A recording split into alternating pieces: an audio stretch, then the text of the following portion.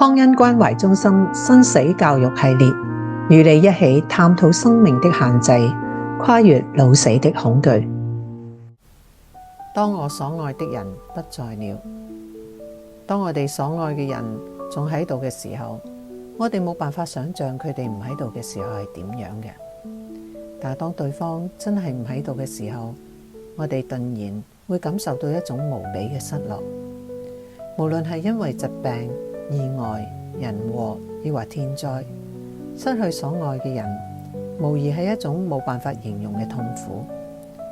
呢種情感嘅創痛，仿佛身體裏面每一個細胞都喺度默默嘅哀悼，心靈每一個嘅角落都充滿住空虛同埋回憶。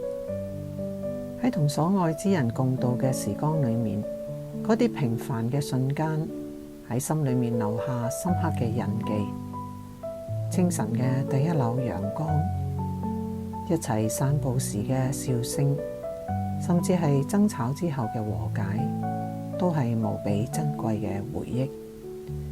呢一啲回憶好似潮水咁樣湧嚟，我哋成日會感受到強烈嘅懷念同埋痛苦。呢份熟悉嘅存在，忽然之間變得遙不可及，讓人冇辦法控制。失去愛嘅人，情緒嘅波動幾乎係唔能夠避免。悲傷、憤怒、否認、孤單，呢啲都係失去經常有嘅反應。每個人對失去嘅反應都唔一樣，有啲人需要時間去消化，有啲人好希望透過分享嚟到去紓解。理解呢啲情緒係正常嘅，允許自己感受佢哋，而唔係勉強自己停止悲傷，係走出陰霾嘅其中重要一步。抑壓只會延遲復原嘅時間，產生其他身心嘅症狀。喺失落痛苦裏面，尋找出路係重要嘅。如果身邊嘅朋友同埋家人識得聆聽你嘅感受，咁樣就能夠幫助你獲得支持同埋安慰。此外，記錄低你自己嘅心情，寫日記係一種有效嘅宣洩方式。呢個唔單單能夠幫助你理清思緒，仲能夠讓你更理解自己嘅感受。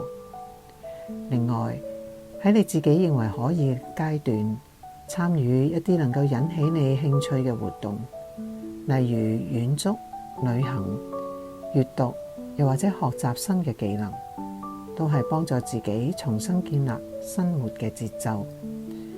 透過呢啲方式，逐漸培養出內心嘅平靜，讓生活重新嘅充滿可能性。不過，倘若你嘅悲傷冇辦法紓解，尋求專業嘅哀傷輔導，會幫助你梳理情緒以及走過哀傷嘅歷程。愛並唔會隨住肉體嘅消逝而消失嘅，嗰啲美好回憶裏面嘅情感係永遠伴隨住我哋。我哋亦都會學習更加珍惜仍然喺在世嘅親人同埋朋友嘅關係，呢種係心靈嘅頓悟。同時，你亦都可以傳承你對逝者嘅呢份愛。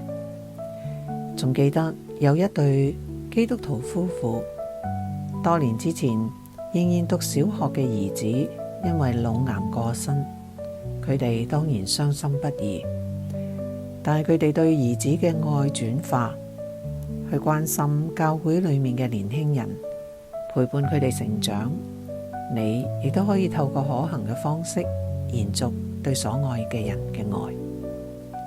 失去係人生中一個不可避免嘅過程，雖然冇辦法逃避痛苦，但我哋可以選擇點樣嚟到面對，讓自己喺回憶裏面揾到力量，喺痛苦裏面尋找希望，最終讓愛嘅記憶成為生命中永恆嘅一部分。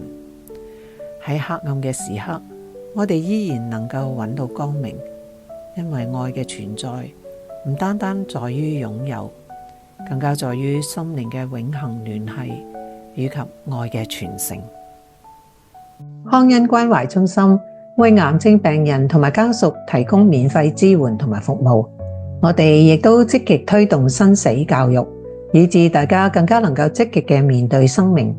請瀏覽我哋嘅網頁，又或者致電0412384838了解詳情。